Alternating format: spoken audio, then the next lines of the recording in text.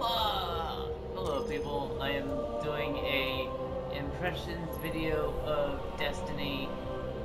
It's been a while since it came out, so I just wanted to get my 2 cents in about Destiny.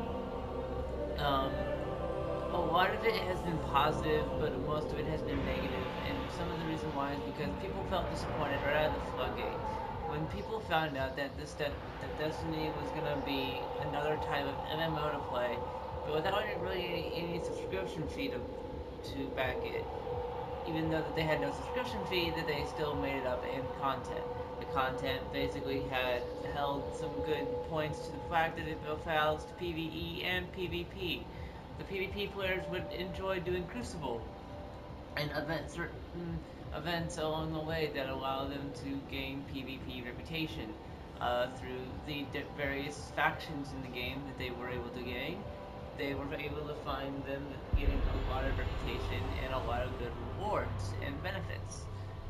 To the point of PvE, where you basically work with the Vanguard and try to get as much done with them as possible.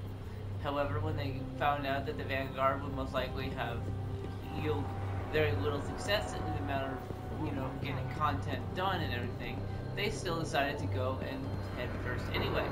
When they decided to do the head first anyway approach, it decided to make sure that yes, you can dive into the game right away, but you're still gonna have a hard time getting gear and leveling if you are not prepared to play to a certain nth degree when it came to the end game content. So people would basically nitpick you if you weren't up to par with everything that was going on. However, when people decide to do something about it, they decided not to do anything about it, and they decided to basically nitpick people out of it anyway. So, to the extent that people were not having much fun with the game to the point where they were feeling ousted or outcasted in a way, I guess is the right word, they decided to not worry about it.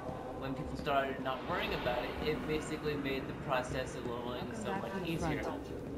So, that's not everything, but that's basically what, PvP and PvE was like. The story, however, in the weapon combat was actually pretty good. I actually enjoyed myself more than so that I did in most shooters that I've played, except for the fact that this is the first actual MMO shooter that is sort of an MMO, but sort of a first-person shooter. So it's an MMO first-person shooter. However, when people look at it, they don't see it as an MMO first-person shooter, they just see it as an FPS. So, to answer your question, people felt like it was not enough like an MMO and more like a first-person shooter RPG. You still got to roam around, kill things, and gain powers in your talent tree systems. Therefore, that if you were able to basically max out things in your power trees, you were able to fine-tune your character, or guardian as they would call it, to an nth degree that would basically allow you to do both PvE and PvP content. And to the point where that the game would actually do more good than harm to learning on how to play with certain character types. Also, when people decided not to worry about so much about what they were earning through the game, a lot of people just decided to go with the punches, or roll with the punches, so to speak. And the rolling with the punches did not yield them any success one way or another.